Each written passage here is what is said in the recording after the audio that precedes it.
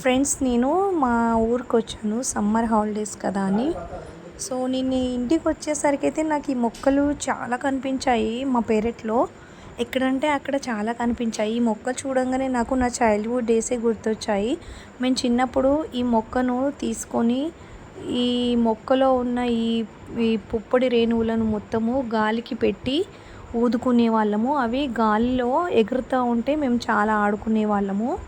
And దీనికి ఉన్న పువ్వులని గడ్డి చామంతి పూలని కూడా అంటారు.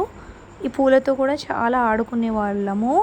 ఈ మొక్క మా చిన్నప్పుడు నాకు కాలికి దెబ్బ తాకినప్పుడు మా నాన్నగారైతే నాకు ఈ మొక్క రసాన్ని పిండి కాలికి పెట్టి నాకు కట్టారు. అప్పుడైతే తొందరగా మానింది గాయము. ఇప్పుడైతే అసలు వీటి ఊసే లేదు. అసలు వీటిని ఎవరు కూడా పట్టించుకోవట్లేదు.